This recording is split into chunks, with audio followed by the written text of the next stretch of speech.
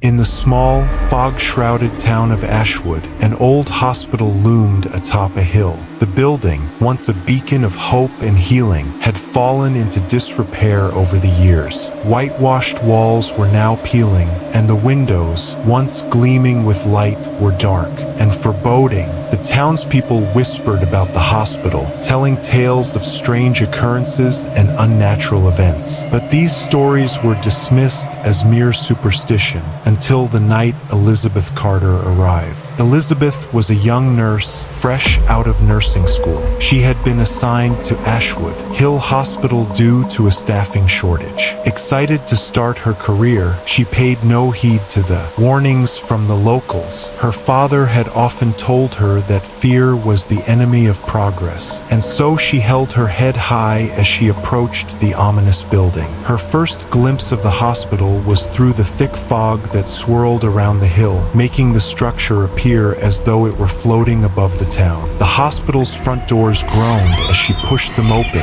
the sound echoing through the empty corridors. The interior was dimly lit, the flickering fluorescent lights casting eerie shadows on the walls. As Elizabeth stepped inside, a chill ran down her spine, but she quickly brushed it off, attributing it to the cold draft that permeated the building. At the reception desk sat a woman, her hair tied in a tight bun and her eyes sunken as if she hadn't slept in days. Her name tag read Mrs. Abernathy. Welcome. Mrs. Abernathy said in a flat, emotionless tone. You're the new nurse, I presume? Elizabeth nodded. Yes, I'm Elizabeth Carter. It's my first day. Follow me. Mrs. Abernathy instructed, not bothering to offer a smile. As Elizabeth followed the older woman down the long corridor, she couldn't shake the feeling that something was off. The walls were lined with old, faded photographs of past staff members, their faces stern and serious. The air was thick with the scent of antiseptic, mixed with something else, something metallic and unpleasant. This is the main ward. Mrs. Abernathy said as they reached a set of double doors. You'll be assigned to the night shift. Dr. Hastings will be your supervisor. Before Elizabeth could respond, the doors swung open, revealing a large room filled with rows of hospital beds. Most were empty, but a few were occupied by patients who looked pale and lifeless, their eyes staring blankly at the ceiling. A man in a lab coat stood near one of the beds, his back to them. Dr. Hastings. Mrs. Abernathy called out. The new nurse has arrived. Dr. Hastings turned to face them, his expression cold and unwelcoming. His skin was pallid, and his eyes were a dull gray. Nurse Carter, we have much work to do, he said, his voice devoid of warmth. Elizabeth forced a smile. I'm ready to get started. Good. Dr. Hastings replied, his gaze lingering on her a moment too long. We have a patient in room 302 who requires immediate attention. Follow me. As Elizabeth followed Dr. Hastings through the maze of corridors, she couldn't help but notice how empty the hospital seemed. The silence was oppressive, broken only by the distant sound of a heart monitor beeping. The further they went, the colder it became, until Elizabeth could see her breath in the air. Finally, they reached room 302. Dr. Hastings pushed open the door, revealing a young woman lying on the bed, her face gaunt and her skin an unhealthy shade of gray. Her eyes were closed, and her chest rose and fell in shallow breaths. Her name is Sarah, Dr. Hastings said, his voice barely above a whisper. She's been here for a while. Her condition is unusual. Elizabeth approached the bed, her heart racing. What happened to her? Dr. Hastings didn't answer. Instead, he handed Elizabeth a syringe filled with a thick, dark liquid. Administer this, he ordered. Elizabeth hesitated. What is it? It's what she needs. Dr. Hastings replied, his tone leaving no room for argument. Reluctantly, Elizabeth took the syringe and injected the liquid into Sarah's foreline. Almost immediately, the young woman's eyes flew open, open, and she let out a blood-curdling scream. Elizabeth jumped back in shock as Sarah's body convulsed violently.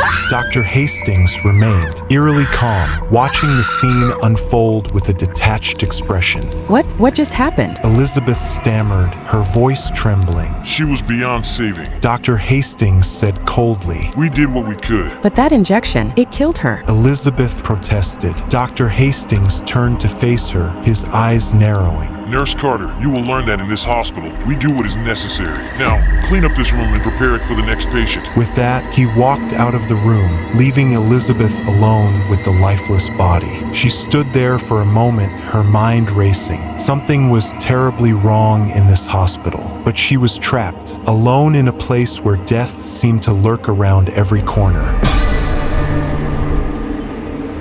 As the night wore on, Elizabeth tried to shake off the unease that clung to her like a shroud. She busied herself with routine tasks, checking on patients, administering medication, and filling out charts. But no matter how hard she tried to focus, the memory of Sarah's death haunted her. At one point, Elizabeth found herself back in the main ward where Mrs. Abernathy sat at the nurse's station, her eyes fixed on a stack of paperwork. The older woman looked up as Elizabeth approached, her expression as inscrutable as ever. Mrs. Abernathy. Elizabeth began hesitantly. About that patient earlier. Sarah, what happened to her? Mrs. Abernathy's eyes darkened. You should not concern yourself with such matters. Dr. Hastings knows what is best. But that injection. Enough! Mrs. Abernathy snapped, her voice like a whip. You are here to do your job, not to question the doctors. Elizabeth recoiled at the harshness in the woman's tone. She nodded and turned to leave, but something in the back of her mind urged her to keep pushing. There are rumors She said quietly. that this hospital is haunted. Mrs. Abernathy's face hardened. Rumors are just that, rumors. Now, get back to work.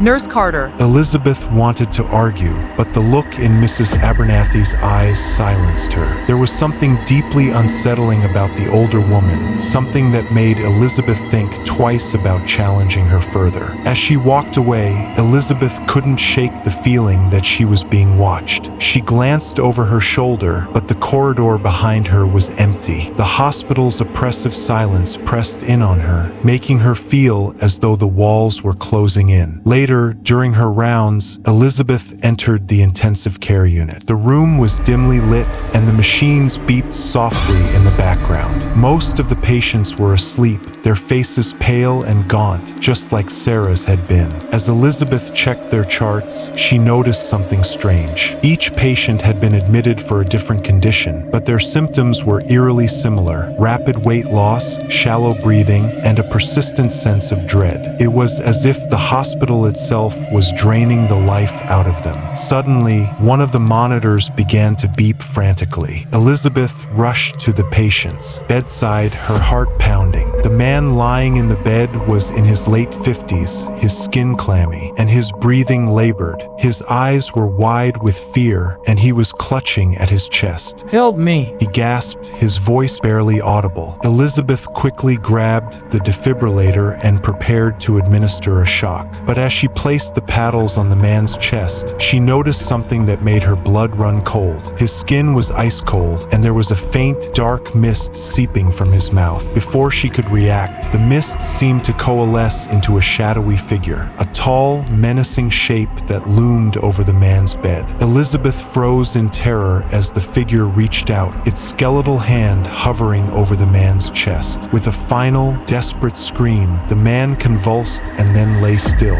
The monitor flatlined, and the shadowy figure dissipated into the air, leaving only a lingering sense of dread. Elizabeth stumbled back, her mind reeling. What had she just seen? Was it a hallucination brought on by exhaustion, or was there something more sinister at work in the hospital? Before she could collect her thoughts, the door to the ICU swung open, and Dr. Hastings strode in, his expression as cold as ever. What happened here? He demanded. The patient, he died. Elizabeth stammered, unable to find the words to describe what she had witnessed. Dr. Hastings eyed her suspiciously. You were the last one with him, Nurse Carter. Are you sure you did everything you could?